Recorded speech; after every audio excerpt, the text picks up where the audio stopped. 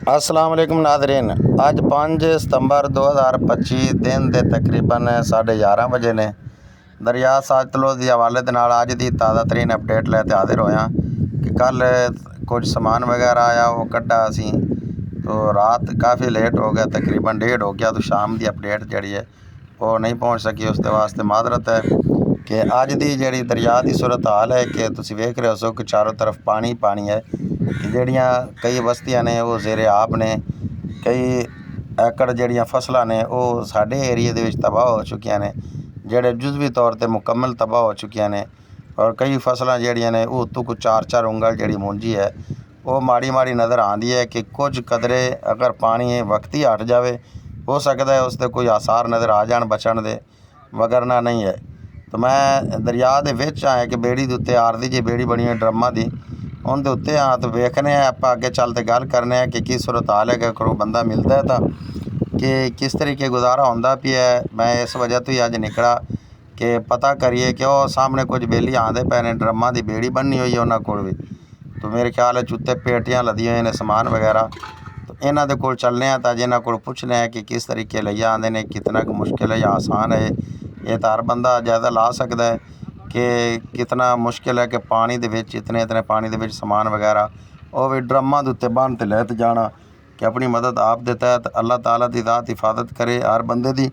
जेड़े बंदे अगे अजे बैठे ने उन्होंने भी गुजारिश है, मिन्नत करते गुजारिश है कि वो अपने आप नूं लै ते महफूज मुकाम की तरफ चले जान के जिथे अपनी जान महफूज रह सके, अपने बच्चों की जान महफूज रह सके। तो फसलां जड़ियाँ ने वो तो तबाह हो चुकियां ने।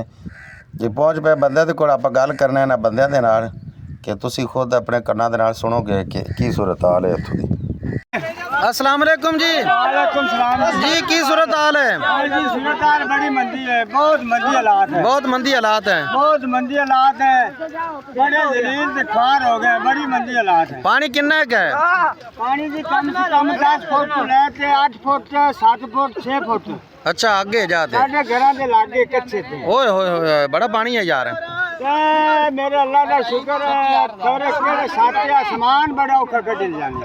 ठीक है बड़ा बंदे 4-5 जाने और बंदे जिन्हें रोटी खानी वो दे आ जावन खा मेहनत कर ला कर रोटी खाना है, रोटी खाना मेहरबानी है कि सामान के खाने पे। ठीक है आया डूब गया मकान डिग पे। गवर्नमेंट ਤੁਹਾਨੂੰ ਸਮਾਨ ਗੜਾਂ ਦੀ ਪਈ ਆਦੀ ਮਦਦ ਆਪ ਦੇ ਤਹਿਤ ਅਸੀਂ ਆਦੀ ਮਦਦ ਆਪ ਕਰਦੇ ਪਏ ਸਜਣਾ ਬੇਲੀਆਂ ਦੀ ਮਿਹਰਬਾਨੀ ਕਿਹੜੀ ਸਾਡੇ ਨਾਲ ਹਮਦਰਦੀ ਕੀਤੀ ਖਾਨ।